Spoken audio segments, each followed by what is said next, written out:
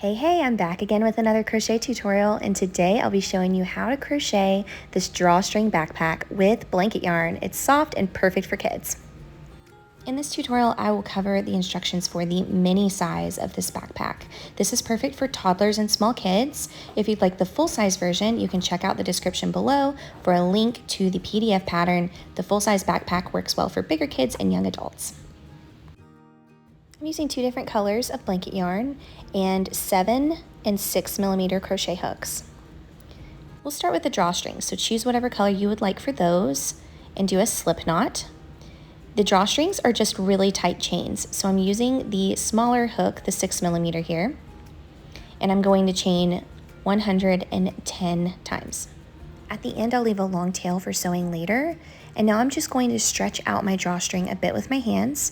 The drawstring should be approximately 44 inches long. Everybody's chains are a little bit tighter or looser, so just double check that. And then do the same process one more time for this second drawstring. With a 7 millimeter hook, I will choose my main color and begin with a slip knot and a chain 21. I'll single crochet in the second chain from hook.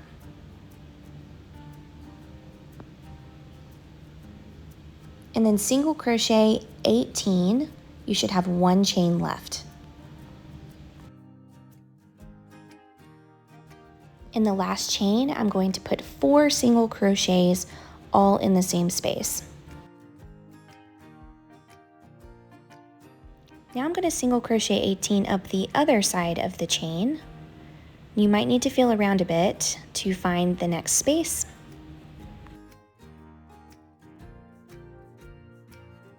In the first chain, or the same space as the first single crochet, I'm going to add 3 more single crochet stitches. So there should be a total of 4 single crochets in each end of the chain. Lastly, we'll slip stitch to the top of that first single crochet. This is the only time that we will close the round. The rounds after this will be continuous. At this point, your work should be looking something like this. There's a right side and a wrong side to this project, so I find it helpful to place a stitch marker on the front of my work here after the first round, just in any of the stitches on the front. And you know that wherever the stitch marker is, that is the outside of the bag. Round 2 will begin with a chain 1 and a single crochet in the same space. And you definitely want a stitch marker here so you can see where this round ends. Now I'll single crochet in each stitch all the way around for a total of 44 single crochet stitches.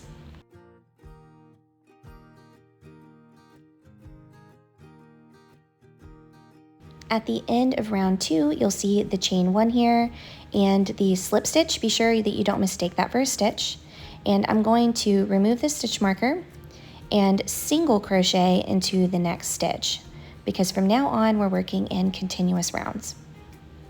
And after I do that single crochet, don't forget to put the stitch marker back.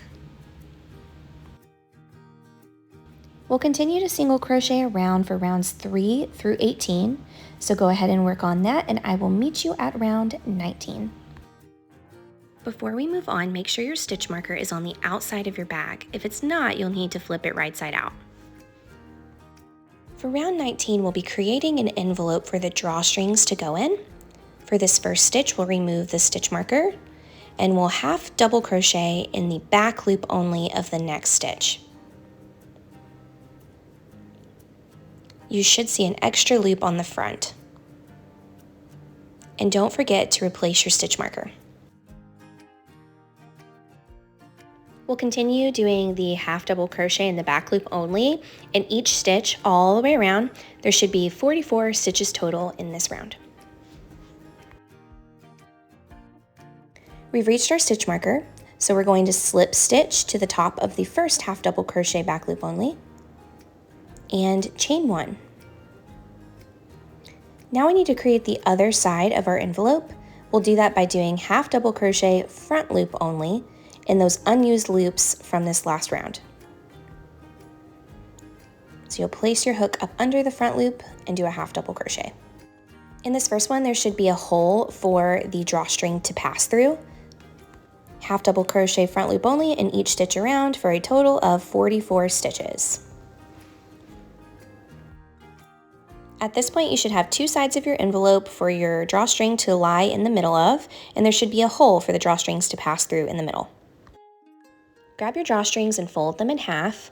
I find it helpful to lay them out like this so you can see visually which direction each drawstring should be going. So one loop should be on the left and one loop on the right with the ends down near the bottom of the bag. I'm going to remove my hook for now, but don't tie off. And let's place our drawstrings in the envelope. So I'll take this first one and place it in between the two sides, and then take one end of the drawstring and pull it through that hole. You do need to try to make sure that your drawstring's ends are even.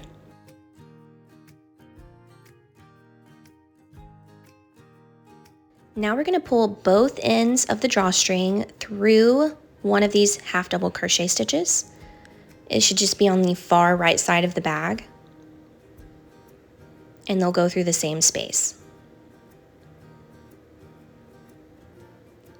So now I have one of my drawstrings set up, and now let's do the other one. It will go in the opposite direction, but in the same space as the other drawstring. I'll pull one end through that hole again, and then both ends through the left side of the bag.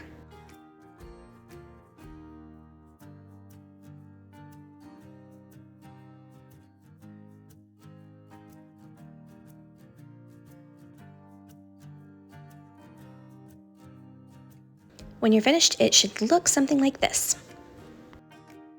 For round 20, we are going to slip stitch the two sides of the envelope together.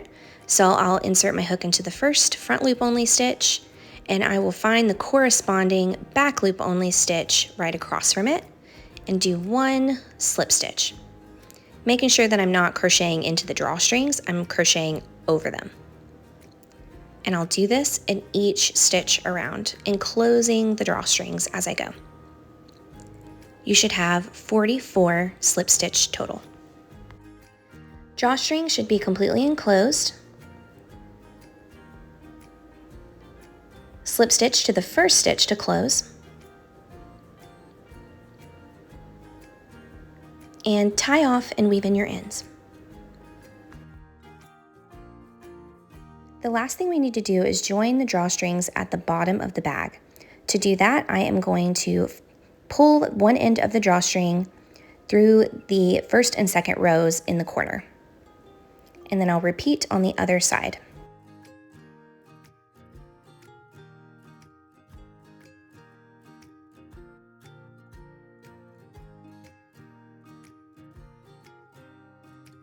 Grab a large sewing needle, and we are going to sew the ends of these drawstrings together so that they are continuous.